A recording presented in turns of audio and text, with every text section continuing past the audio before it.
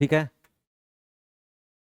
हाँ, तो जैसा कि मैंने आप लोगों को बताया, क्या बताया कि सातवाहन वहां आक्रमण भी होगा, लेकिन साथ में सातवाहन वंश भी शासन कर रहा है। ठीक है। लेकिन समय के साथ क्या होगा कि मतलब ये भूमि इतनी ज्यादा दे देंगे कि आगे चल करके इन्हीं का सामंत राजा बन जाएगा, और साथ के जितने भी क्षेत्रीय राजा रहेंगे वो स्वतंत्र हो जाएंगे। आ रहा है समझ में?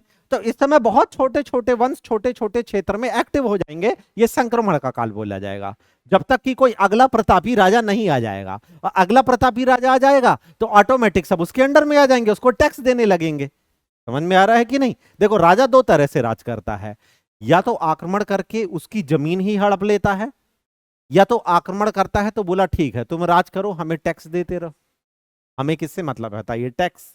आ रहा है समझ में? तो इस आधार पे वो राज करता है। तो बहुत सारे स्थानीय छोटे छोटे राजा क्या हो जाएंगे बताइए? आ जाएंगे। जैसे पश्चिमी वाले क्षेत्र में हम देखेंगे तो अहीर वंश आ जाएगा। महाराष्ट्र वाला जो जो क्षेत्र है, ये जो स्पेशली नागपुर वाला क्षेत्र है, यहाँ वाकाटक वंश आएगा। और वाकाटक वंश का आगे चल करके बहुत गहरा संबंध रहेगा किससे? गुप्त से। अच्छा, पहले थोड़ा सा गुप्त के बारे में समझ लो। गुप्तों की जो साम्राज्य बढ़ाने की पॉलिसी थी वो बड़ी जबरदस्त थी। वो पॉलिसी आक्रमण और युद्ध करने की नहीं थी, क्योंकि वो शुरुआती में इतनी मजबूत स्थिति में नहीं थे। वो सामंत थे। अब 10 साल तक सामंत क्या हो जाएगा? मजबूत हो जाएगा। अब जब सामंत मजबूत हो जाएगा तो वो क्या करेगा? राजा बनने की कोशिश करेगा। तो गुप्त एकदम से राजा नहीं बने।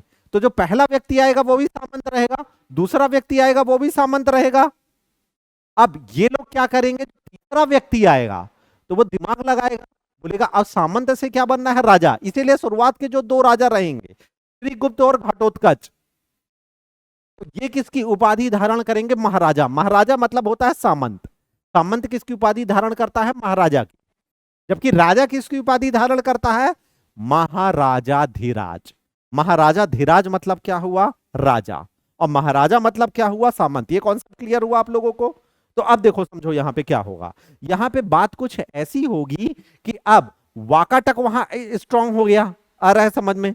और अलग अलग मालवा हो गए, तो मालवा में नागवंश कौन सबसे ज्यादा स्ट्रांग हो जाएगा? नागवंश हो जाएगा। यहां पे नागवंश बहुत ज्यादा मजबूत रहेगा, मध्य प्रदेश में मालवा में। और वहां नागपुर में सबसे ज्यादा मजबूत कौन रहेगा? वाकाटक। इनसे सीधे नहीं लड़ सकते थे, लड़ते तो क्या हो जाते? हार जाते, क्योंकि ये गुप्तों से ज्यादा क्या थे बताइए? स्ट्रांग थे। आ रहा समझ में? अब इसी के पैरेलल में हम देखें दक्षिण भारत में, हालांकि दक्षिण भारत का इतिहास हम अलग से पढ़ेंगे, लेकिन इस समय दक्षिण भारत में अभी क्या चल रहा है? कर्नाटक में कदम्ब वंश आ जाएगा। कौन आ जाएगा? कदम्ब वंश। कहां? कर्नाटक में आ जाएगा। और तमिलनाडु में पल्लव वंश आ जाएगा। ठीक है। तो इस प्रकार से देखेंगे। और गुप्त लोग कहां बैठे हुए हैं? उत्तर प्रदेश और बिहार। उत्तर प्रदेश और बिहार में, मध्य भारत के बीचों बीच क्षेत्र में। और कौशाम्बी जगह का नाम क्या है बताइए? कौशाम्बी। अब गुप्त लोग आएंगे, शुरू में तो सामंत बने रहेंगे। अब सामंत बनने के बाद क्या करेंगे लोग? धीरे धीरे अपनी क्या है जगह जमीन बढ़ाते रहेंगे, बढ़ाते रहेंगे। आगे चल करके एक व्यक्ति आएगा जिसका नाम क्या रहेगा बताइए? चंद्रगुप्त प्रथम। ठीक है। तो थोड़ा सा पहले गुप्त वंश का आप पूरा बैकग्राउंड समझ लो। किसी भी चीज को जब हम पढ़ते हैं ना, तो उसकी रूपरेखा समझना जरूरी है, तभी आपको वो वंश पूरा समझ में आएगा। ठीक है। तो अब होगा क्या कि सबसे पहले श्रीगुप्त आएगा तो ये सामंत ही बना रहेगा। श्रीगुप्त के बाद घटोत्कच आएगा, ये सामंत ही बना रहेगा। लेकिन आगे चल करके आएगा चंद्रगुप्त प्रथम। और यहां पे कौशाम्बी है, कौशांगी के ऊपर लिच्छवी है। लिच्छवी के अंडर में ही नेपाल आता है। क्या आता है बताइए? नेपाल आता है। और लिच्छवी के अंडर में ही वैशाली आता है। और वैशाली इस समय बहुत ज्यादा शक्तिशाली है। यानी सबसे शक्तिशाली कौन है यहां पे? मध्य भारत में। मध्य भारत में लिच्छवी। और लिच्छवी के अंडर में ऊपर नेपाल आ रहा है, नीचे क्या आ रहा है? वैशाली। वैशाली बिहार, कौशाम्बी उत्तर प्रदेश, वहां गुप्त बैठे हैं। तो अब ये लोग दिमाग लगाएंगे, बोलेंगे काम करो, लड़ाई लड़ाई नहीं करो, इनसे क्या कर लो? शादी। जब जीवन में कोई रास्ता ना बचे तो क्या कर लो? फिर शादी। तो ये क्या स्थापित करते हैं? वैवाहिक संबंध। तो जैसे ही चंद्रगुप्त प्रथम लिच्छवी से वैवाहिक संबंध स्थापित करता है, तो जब वहां से वैवाहिक संबंध स्थापित करेगा लिच्छवी की राजकुमारी कुमार देवी, तो चंद्रगुप्त प्रथम लिच्छवी की राजकुमारी कुमार देवी से विवाह करेगा, तो उसे क्या मिल जाएगा? दहेज में वैशाली मिल जाएगा। आजकल तो कुछ मिलता ही नहीं है। सोचो, पहले इतना बड़ा बड़ा साम्राज्य मिल जाता था, कितना अन्याय हो रहा है आज। ठीक है, तो इतना बड़ा लिच्छवी मिल गया, इतना बड़ा क्या मिल गया, नेपाल मिल गया। आ रहा है समझ में? ठीक है, हाँ, लड़की भी राजकुमारी होनी चाहिए, जब ही तो मिलेगा। गरीब गरीब से शादी कर लो तो क्या, कभी भी किसी गरीब व्यक्ति को मत चुनना, नहीं और ज्यादा गरीब बन जाओगे, और उसकी गरीबी तुम पे हावी हो जाएगी, और उसका भाग्य तुम्हारे भाग्य पे लद जाएगा, और जीवन भर उसको ढोते ढोते मर जाओगे, चाहे लड़का हो चाहे लड़की। आ रहा है समझ में? चलो, तो क्या समझ में आया आप लोगों को? गरीब गरीब होता है, अमीर अमीर होता है। इसलिए चंद्रगुप्त फर्स्ट ने किससे शादी की? कुमार देवी से। तो लिच्छवी किसके पास आ गया? चंद्रगुप्त फर्स्ट के पास आ गया। ठीक है, अब समझना बात को। अब इसका बेटा आएगा समुद्रगुप्त, तो समुद्रगुप्त को भी ये लोग क्या करेंगे, अब नाना हुए ये, अब कौन आ जाएंगे, मामा आ जाएंगे, तो मामा लोग भर भर के पैसा देंगे। लेकिन ये बहुत प्रतापी शासक था और प्लस लालची भी था, तो इसने क्या किया कि लिच्छवी से बोला कि हम और पैसा इकट्ठा करेंगे। तो जैसे वर्तमान की सरकार है, जीएसटी लाद दो सब जगह, तो जीएसटी बढ़ाए पड़े हैं, तो इतना ज्यादा जीएसटी लगा दिया, इतना ज्यादा जीएसटी लगा दिया कि लिच्छवी नाराज हो गया। क्या हो गया? इसीलिए समुद्रगुप्त को बोला जाता है लिच्छवी दोहित्र। क्या बोला जाता है? लिच्छवी दोहित्र। लिच्छवी दोहित्र क्यों बोला जाता है? क्योंकि एक गाय होती है, वो उसको हम दोहते हैं, तो सामान्य आपने दूह लिया ठीक है, लेकिन इतना ज्यादा दूह लिया कि बछड़े के लिए नहीं छोड़ा, बोला बछड़ा मर जाए, हमें ही पूरा दूध चाहिए। इसलिए समुद्रगुप्त को क्या बोला है? लिच्छवी दोहित्र बोला जा रहा है। तो नेपाल के लोग नाराज हो जाएंगे, तो समुद्रगुप्त आक्रमण कर देगा नेपाल वाले क्षेत्र में, और उसको पूरी तरह से अपने में मिला लेगा कि यहां का शासक कौन है, अब मैं हूं, पूरा टैक्स मुझे ही लाओ। समझ में आया? ठीक है, अब समुद्रगुप्त के बाद जो अगला शासक रहेगा, यानी इसका बेटा रहेगा, उसका नाम रहेगा चंद्रगुप्त द्वितीय। अब जब चंद्रगुप्त द्वितीय आएगा, ठीक है, तो अब ध्यान देना, अभी शक वापस नहीं गए हैं, शक अभी भी पश्चिमोत्तर भारत में एक्टिव हैं और आक्रमण कर रहे हैं, पूरी तरह से वापस नहीं गए हैं। इन्होंने चंद्रगुप्त फर्स्ट के समय में भी आक्रमण किया है। आ रहा है समझ में?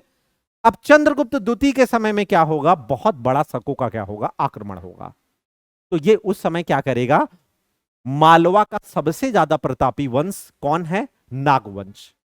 और उसी के नीचे नागपुर में सबसे ज्यादा प्रतापी वंश वाकाटक, दोनों को अपने साथ मिला लेगा। तो मिलाने के लिए क्या करना पड़ेगा? शादी, क्योंकि लड़ेगा तो क्या है बताइए, हो सकता है हार जाए। तो वो क्या करेगा? मालवा के नागवंश की लड़की कुबेर नागा से विवाह कर लेगा। अब कुबेर नागा से विवाह कर लेगा तो नागवंश किसके साथ आ जाएगा? चंद्रगुप्त द्वितीय के साथ। इसी के साथ महाराष्ट्र है, तो महाराष्ट्र के वाकाटक में क्या करेगा? अपने बेटों की शादी कर देगा। तो वाकाटक भी किसके साथ आ जाएगा यहां? तो चंद्रगुप्त द्वितीय प्लस नागवंश मालवा का प्लस महाराष्ट्र नागपुर का वाकाटक वंश वर्सेस शक, शकों का समूल नष्ट। इसलिए यहां पे कौन सी उपाधि धारण कर देगा? शकरी की। शकरी मतलब क्या होता है? शकों का समूल नष्ट करने वाला। अब इसी के साथ कर्नाटक क्षेत्र को भी से क्या करना था बताइए? मिलाना था। तो वहां भी जाकर के क्या करेगा? चंद्रगुप्त द्वितीय अपनी बेटी, कर्नाटक में एक वंश आ गया है कदम्ब वंश, तो चंद्रगुप्त द्वितीय अब क्या करेगा कि अब वो तो इतनी सारी शादी कर लिया, बूढ़ा हो गया, अब क्या करे? तो देखा कदम्ब वंश में राजकुमार है यार, अब राजकुमार के लिए चाहिए लड़की, तो अपनी बेटी प्रभा देवी का विवाह कर देगा। किससे कर देगा? कदम्ब वंश के राजकुमार, यानी उस समय का जो राजा बन जाएगा, रुद्रसेन द्वितीय से। समझ में आया? तो इस प्रकार इसका संबंध क्या है? सब जगह बन गया वैवाहिक संबंध, और साम्राज्य का भी क्या हो गया? विस्तार हो गया। तो गुप्तों को साम्राज्य विस्तार करने की पॉलिसी क्या थी? वैवाहिक संबंध। इन्होंने बताया कि वैवाहिक संबंध से भी हम अपने साम्राज्य का कितना बड़ा विस्तार कर सकते हैं। ठीक है, ये था पूरे गुप्तों के बारे में इंट्रोडक्शन। एक खाका तैयार हो गया, हो गया खाका तैयार। ठीक है, चलो, तो अब गुप्त वंश का संस्थापक की बात करें हम, तो जब संस्थापक की हम यहां पे बात करेंगे तो नाम तो श्री गुप्त का ही आएगा, लेकिन इसे वास्तविक संस्थापक नहीं बोला जाएगा। इसे वास्तविक संस्थापक नहीं बोला जाएगा। क्यों नहीं बोला जाएगा? क्योंकि ये क्या था? सामंत। और उपाधि किसकी धारण किया था बताइए? महाराज की या महाराजा की। समझ में आया? ठीक है। इसके बाद अगला शासक कौन आएगा? घटोत्कच। तो घटोत्कच भी किसकी उपाधि धारण करेगा? महाराज की उपाधि धारण करेगा। लेकिन इसके बाद कौन आएगा बताइए? चंद्रगुप्त प्रथम। तो जब ये आएगा तो ये आते साथ ही किससे शादी कर लेगा? वैशाली से, यानी लिच्छवी से, यानी ये शादी कर लेगा। वेट्स किससे शादी करेगा? कुमार देवी से। और कुमार देवी है कौन? एक्चुअली ये कुमार देवी राजकुमारी है। और राजकुमारी कहां की है? ये लिच्छवी की। और लिच्छवी की विशेषता क्या है? कि ये सबसे ज्यादा ताकतवर है यहाँ पे। यहाँ पे एक जगह है बिहार की, वैशाली, और उत्तर का क्षेत्र इसका कहां तक लगता है? नेपाल। तो क्षेत्र बहुत बड़ा है, बहुत बड़ा क्षेत्र है कि नहीं? आ रहा है समझ में? तो इसलिए ये शादी कर लेगा तो ये चीज इसको प्राप्त हो जाएगी। किसमें प्राप्त हो जाएगी? दहेज में। तो इसका साम्राज्य इतना बड़ा, तो जैसी दहेज में प्राप्त हुई ये पावरफुल बना, बड़ा साम्राज्य बना। तो इसने उपाधि किसकी धारण की? महाराजाधिराज की।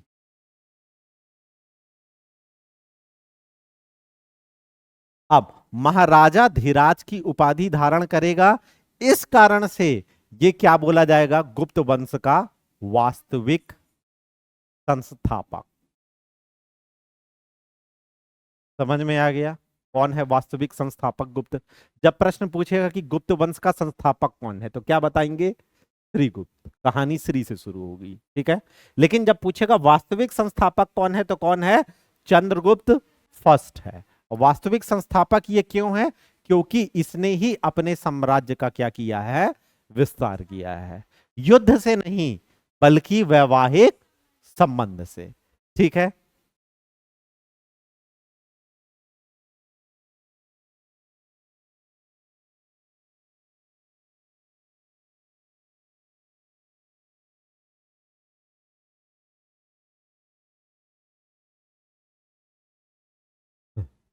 चलिए अब हम बात करें तो चूंकि मतलब ये पहले तो सामंत था और ये क्या करेगा बताइए? अपना वास्तविक संस्थापक बन जाएगा।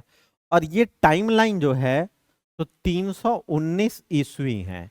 तो 319 ईस्वी में ये क्या करेगा? अपना राज्यारोहण करेगा। तो इसलिए ये गुप्त संवत जारी करेगा। समझ में आया? अपने आप को महान बताने के लिए क्या जारी करेगा? गुप्त संवत। ये उपाधि धारण कब करता है? 319 में विवाह के बाद। तो उसी उपलक्ष्य में, अपने राज्यारोहण के उपलक्ष्य में गुप्त संवत जारी करता है। ठीक है, क्लियर है? तो पूछता है गुप्त संवत किसने जारी की? तो चंद्रगुप्त प्रथम में। कब? 319 ईस्वी में, अपने राज्यारोहण के समय। ठीक है, चलिए अब इसने तो अपना राज्य बड़ा कर दिया, राजा बन गया, शादी कर लिया। अब इन दोनों से इनका पुत्र उत्पन्न होता है जिसका नाम क्या रहता है बताइए? समुद्रगुप्त। जहां ये संस्थापक था, पूरा जीवन इसका ये सब करने में निकल गया, ठीक है। तो वहीं अगला शासक जो रहेगा तो ये बहुत ही ज्यादा क्या रहेगा बताइए? प्रतापी। ठीक है, तो अगला शासक अब कौन आ जाता है? समुद्रगुप्त।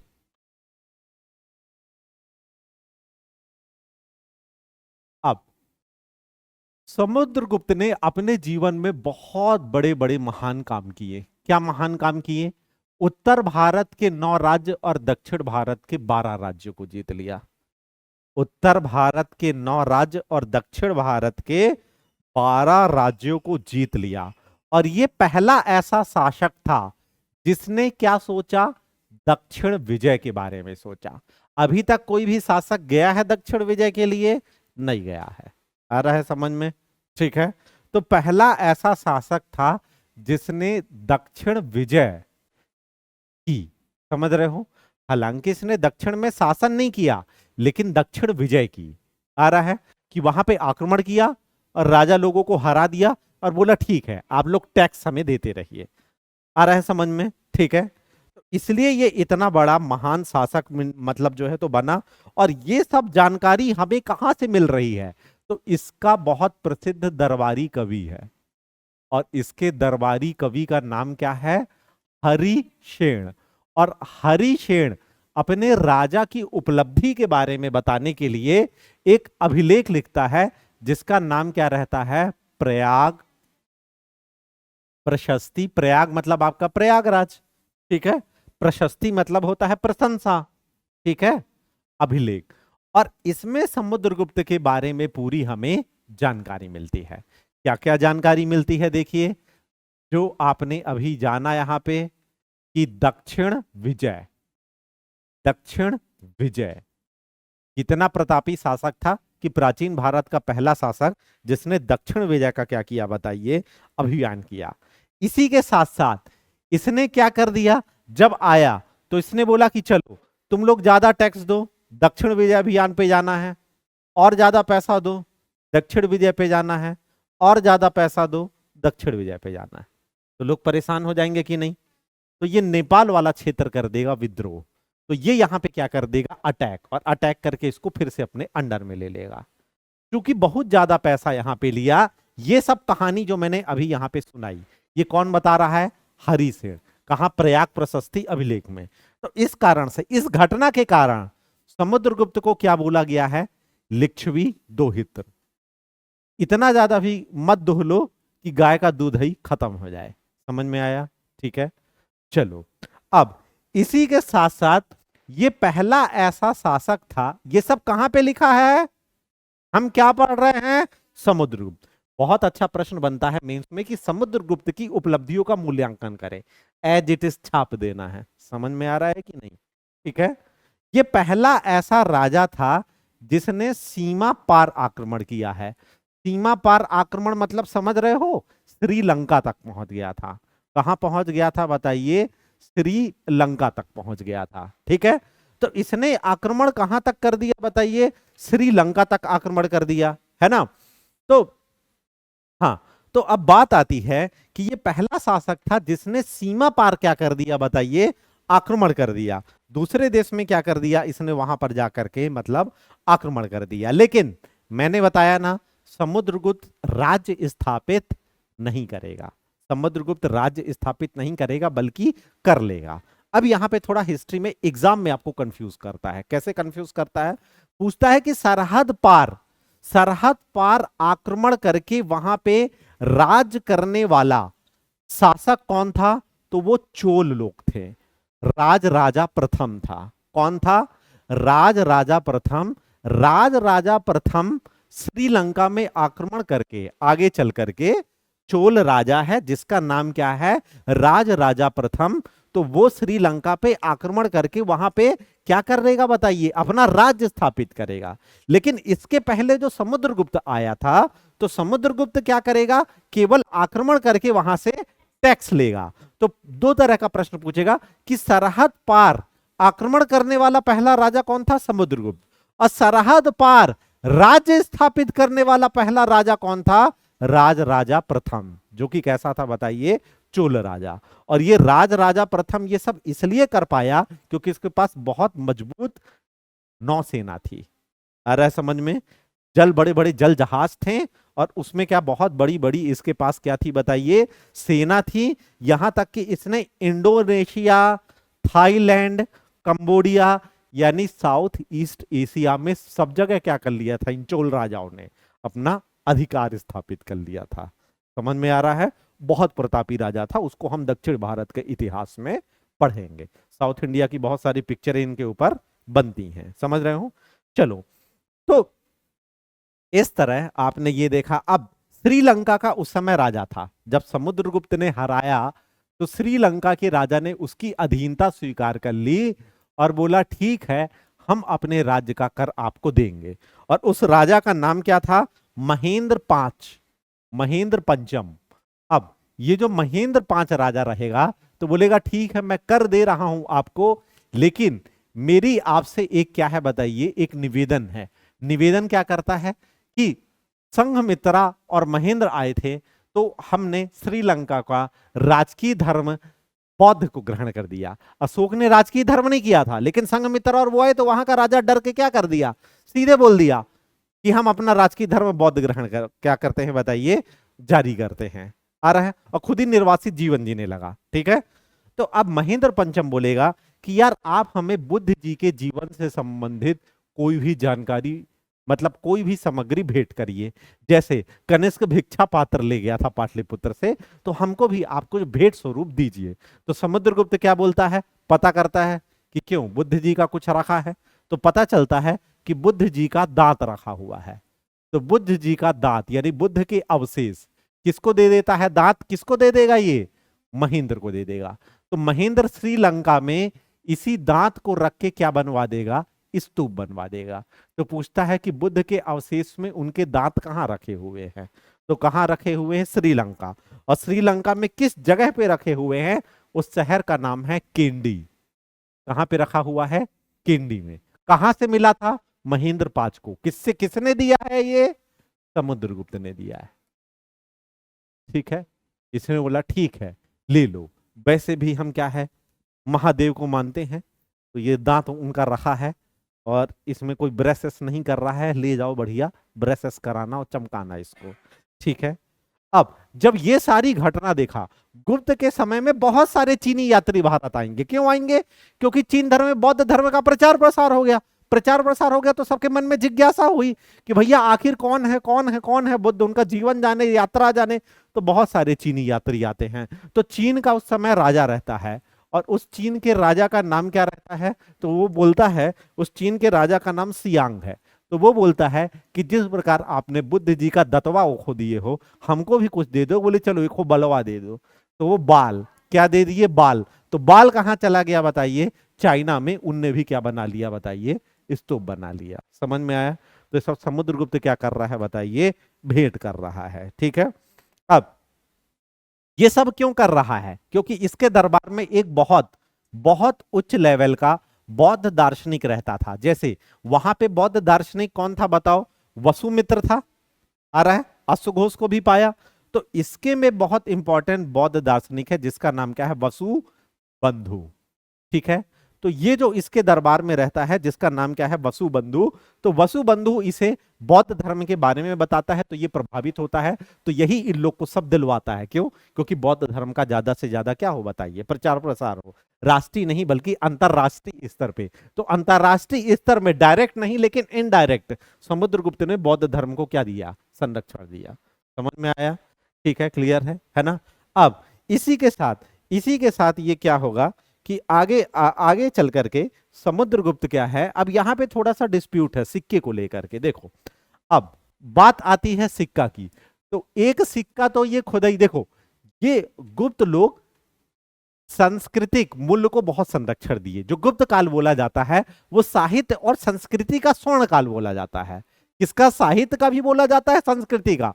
क्योंकि इनके समय में इन्होंने संस्कृति यानी कल्चर को बहुत ज्यादा संरक्षण दिया, चरम पे ले गए। जैसे आज की जो आपकी दिनचर्या है कि सुबह उठते ही साथ पूजा पाठ किए, घड़ी घंटी बजाए, शाम को हुई तो महिलाएं इकट्ठा हुई, भजन संध्या करने लगी, पूजा पाठ करने लगी। तो ये सारी चीज किसने स्टार्ट कराई थी, गुप्तों ने स्टार्ट कराई थी। यानी cultural importance and the golden era of गुप्त काल, that is the period of गुप्त। समझ में आ रहा है कि नहीं, ठीक है। तो इसलिए क्या कहते हैं, ये लोग बहुत ज्यादा भजन को, कला को, संगीत को बहुत महत्व देते थे। और साहित्य कैसे एक्सट्रीम में चला गया, क्योंकि इनके दरबार में कालिदास था, कालिदास को संरक्षण दिया था। आगे चल करके चंद्रगुप्त द्वितीय आएगा, तो गुप्तों के दरबार में कौन था, कालिदास। और कालिदास ने इसी समय 12 सबसे बड़े महान नाटक लिखे, जिसमें अभिज्ञान शाकुंतलम उनका अंतरराष्ट्रीय स्तर पे सबसे ज्यादा प्रसिद्ध नाटक है। और पहला नाटक कौन है, क्लास में बता चुका हूं, मालविकाग्निमित्रम। समझ में आया है ना। और तो और एक अमर थे। तो अमर कोश ने मतलब क्या लिखी बताइए यहां, मतलब अमर कोश, अमर ने लिखी, जो कि संस्कृत की क्या है, डिक्शनरी। क्योंकि इनकी भाषा क्या थी बताइए, इनकी भाषा संस्कृत थी, लेकिन सब लोग संस्कृत नहीं बोल पाते थे क्योंकि संस्कृत कठिन थी। तो बोलचाल में प्राकृत यूज करते थे, लेकिन इंटेलेक्ट वर्ग क्या यूज करता था, संस्कृत। जैसे आज अंग्रेजी की प्रासंगिकता है कि अंग्रेजी कोई बोल रहा है मतलब इंटेलिजेंट है, तो समय संस्कृत अगर कोई बोल रहा है तो मतलब इंटेलिजेंट है। तो साहित्य का भी स्वर्णिम काल चला जा रहा है कि नहीं चला जा रहा है। और कल्चर का आप देख रहे हो कैसा, यहां तक कि कल्चर को प्रमोट करने के लिए समुद्रगुप्त तो स्वयं वीणा बजाना सीखा था। और इसके सिक्के में स्वयं समुद्रगुप्त क्या बजा रहा है, वीणा बजा रहा है। क्या बजा रहा है, वीणा।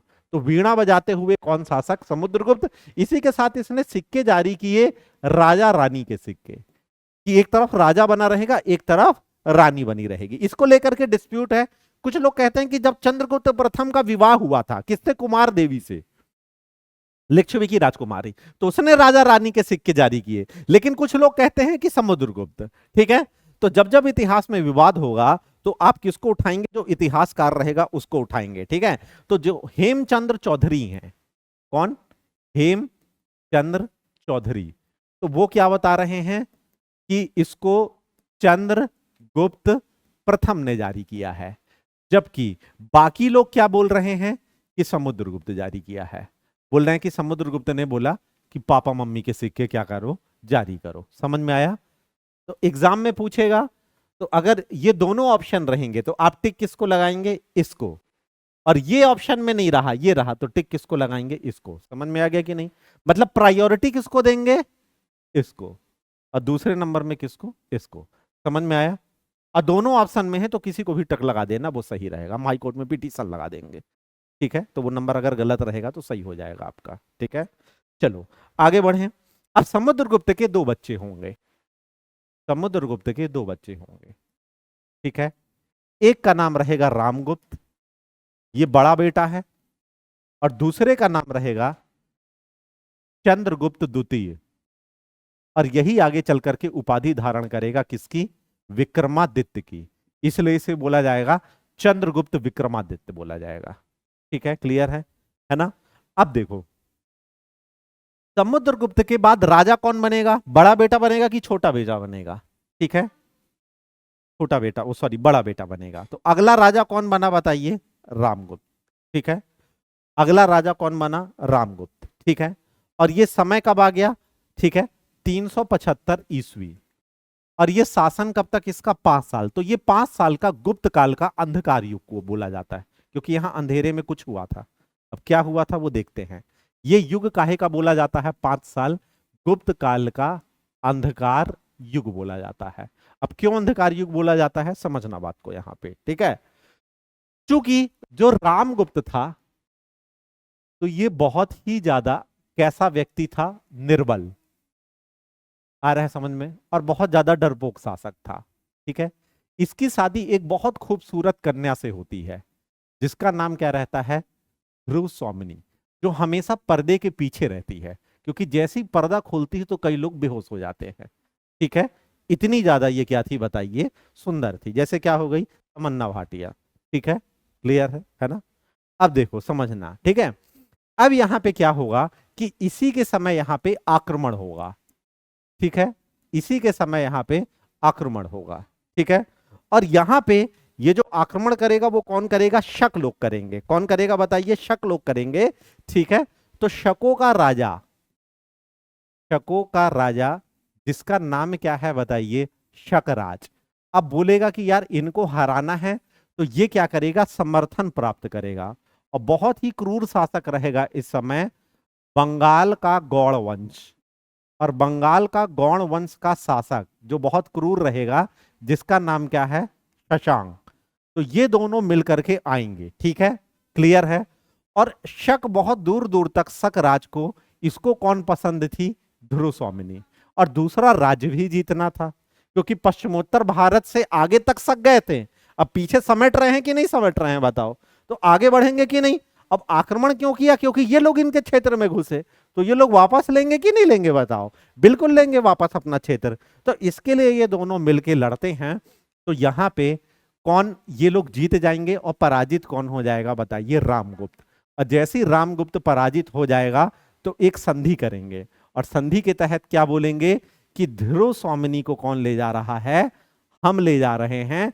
अब ध्रुव स्वामिनी से कौन विवाह करेगा, यहां पे शकराज करेगा। ठीक है, क्लियर है? अब इसको उठा करके लेके चले जाते हैं। ठीक है, अब शाम को पार्टी है, विवाह होना है। किसका किसका विवाह होना है, शकराज का। ये फूला नहीं समा रहा है, बोला पर्दा उठाना है, उठाना है, उठाना है। बोले महाराज रुको, जब पालकी में आएगी तो फिर उसके बाद अभी उसको सज तो लेने दो। ठीक है, अब ये सजना है मुझे नहीं सजना के लिए, क्योंकि वो तो धोखेबाज निकला। बोला एक काम करो, ले जाओ इसको ध्रुव स्वामिनी को, मेरे को छोड़ दो। रामगुप्त बोला मुझे जीना दो। ठीक है, मैं कोई और देख लूंगा। आ रहा है समझ में? अब ये सारी घटना इसके छोटे भाई को पता चलती है। किसको पता चलती है? चंद्रगुप्त द्वितीय को। ये बहुत ज्यादा नाराज होता है, बोलता है अबे तुम कुलनासी अपनी मतलब राजकुमारी को ही जा करके दे दिए, कितना घृणित कार्य किया, कम से कम सर कटा के मरते, ऐसा काम तो नहीं करते कि हाथ जोड़ के मतलब बोल दिए कि जा। ठीक है, अब चंद्रगुप्त जाता है यहाँ कहाँ, विवाह में, भेष बदल करके जाता है। आ रहा है समझ में? और भेष बदल के जा करके कहा, जहां ये तैयार हो रही होती है वहां जाता है एक महिला का ड्रेस पहन के। बोले कौन है? बोले मैं पार्लर वाली, मेकअप करने आई हूं ध्रुव स्वामिनी का। ठीक है, तो जैसे ही पर्दा खोलता है ये उसका, तो देखती है ओ माय गॉड आप आ गए। और इसके मन में कहीं ना कहीं प्यार था। किसके? चंद्रगुप्त द्वितीय देवर को पसंद करती थी।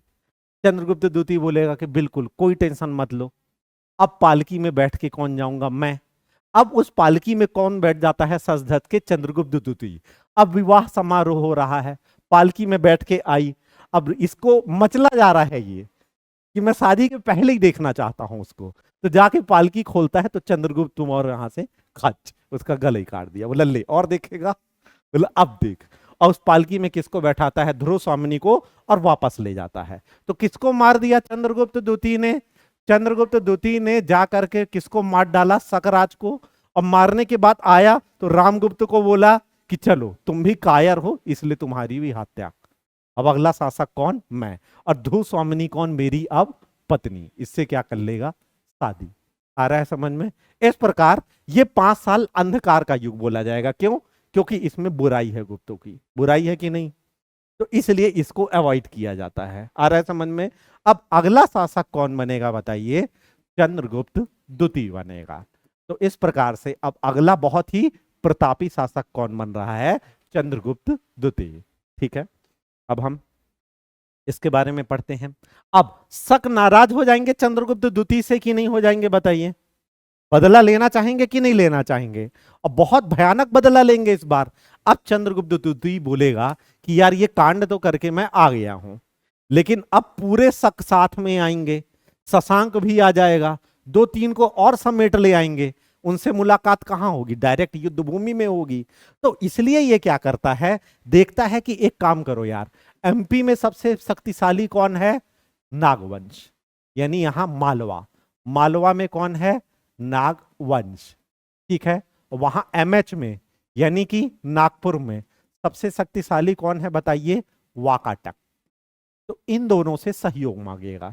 क्या मांगेगा बताइए? सहयोग मांगेगा। ठीक है, कैसे सहयोग मांगेगा? ऐसे तो ये लोग सहयोग करेंगे नहीं।